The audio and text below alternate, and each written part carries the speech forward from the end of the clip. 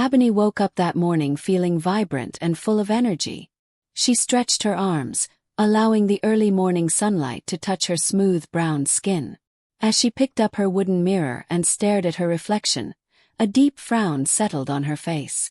The sight of herself made her cringe, but she quickly shook it off. She had more pressing matters to attend to. With steady hands, she placed the mirror down and carried the pot of freshly made INDOMIE, setting out for the village market where eager customers waited. Before she even arrived, hungry villagers were already lined up. Mothers stood impatiently, hoping to buy Abeni's INDOMIE for their children, who were heading to school without food. Abeni's INDOMIE was unlike any other. It had an aroma that carried through the village, luring people towards her stall. The taste was so unique that anyone who had it once found themselves coming back for more. It was the heart of breakfast in the community, a staple that everyone craved. Those who missed a day of Abeni's INDOMIE felt empty, as if something essential had been taken from them. However, behind the delicious taste and enticing aroma lay a sinister secret. Abeni's INDOMIE was not ordinary. It contained an ingredient that no one in the village knew about. The very thing that made her meal irresistible was the same thing that trapped the villagers in a slow but inevitable downfall. Abeni always prepared her INDOMIE at night, when the world around her was asleep. It was the perfect time to work without prying eyes.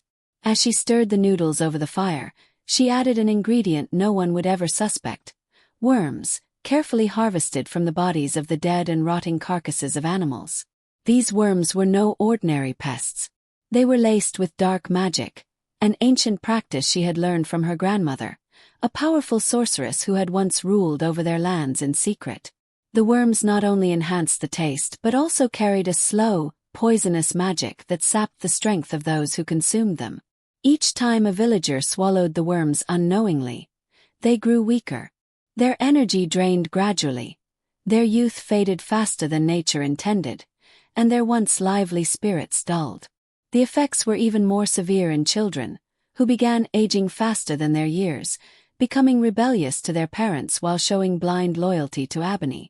Whenever a child misbehaved, their parents would threaten, "Do you want me to tell Abeni?" And instantly the child would behave. But no one questioned why their children feared and respected Abeni more than their own mothers. As time passed, Abeni became one of the wealthiest and most respected women in the village. She expanded her business, opened new stalls, and built a grand house at the heart of the village. The more she prospered, the weaker the villagers became. Yet, they continued to flock to her stall every morning, desperate for a taste of her INDOMIE. Things continued this way until a strong-willed widow, Adesuwa, noticed something strange. Unlike the other villagers, she never ate outside her home. Ever since her husband passed, she had taken it upon herself to cook for her 3 children, ensuring they ate nothing but homemade meals. She had always been wary of street food, and her suspicions about Abeni's INDOMIE grew stronger as she observed the strange decline of her fellow villagers. Instead of going to the farms in the morning, men and women would gather at Abeni's shop, eating from sunrise to sunset. It baffled Adesuwa. Why had the village become so lazy? Why did people seem so drained of energy? It was as if an invisible force had chained them to Abeni's food. Determined to uncover the truth, Adesuwa decided to investigate. One morning she went to Abeni's shop, intending to buy a plate of INDOMIE.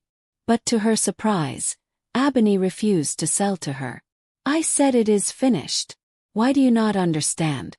This batch is only for my most loyal customers," Abeni snapped, her voice unusually sharp. Adesuwa narrowed her eyes. Why was she being denied? If Abeni could sell to everyone, why not her? She didn't argue but left in silence. Deep in her heart, she knew she was onto something. That night, Adesuwa made a plan. She would follow Abeni after her sales and see where she went, unmasking the truth.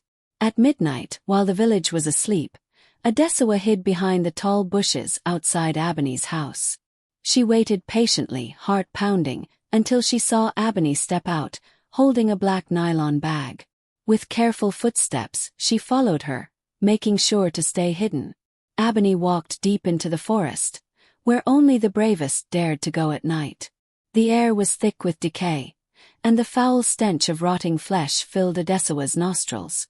She struggled not to gag as she watched Abeni crouch beside a heap of dead bodies, humans and animals alike. With eerie precision, Abeni scooped handfuls of worms into her bag.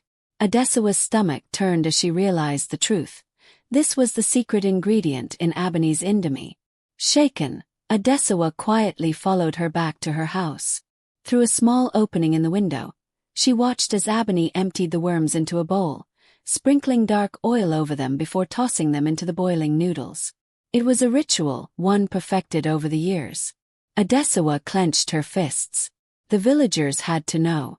The next morning before dawn, Adesuwa hurried to the home of Baba Olumide, the village elder. Baba Olumide was a man of wisdom, known for his knowledge of ancient practices. When he heard what Adesuwa had witnessed, his face darkened. "No wonder I had a terrible dream about Abeni," he murmured. "We must act before she gains more power." That morning, Baba Olumide, along with Adesuwa and a group of strong men, stormed Abeni's shop just as villagers gathered for their morning meal. "Do you people know what you are eating?" Baba Olumide's voice rang through the market. The villagers turned, startled. Abeni's face paled.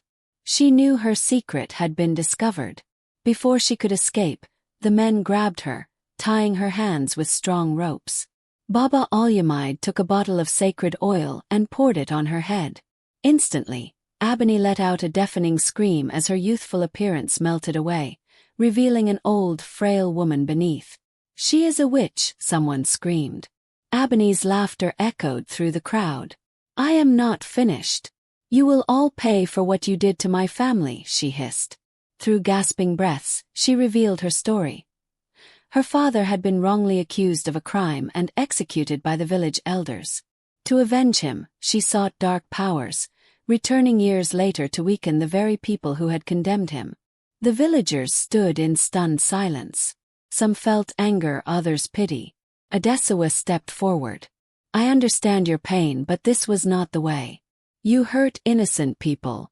Abeni's eyes filled with tears, but she said nothing. The king, upon hearing the truth, forgave her and granted her a place in the palace under strict watch. With time, she found peace and died months later, her vengeful spirit finally at rest. And so, the village was freed from the dark spell of Abeni's INDOMIE, and life slowly returned to normal.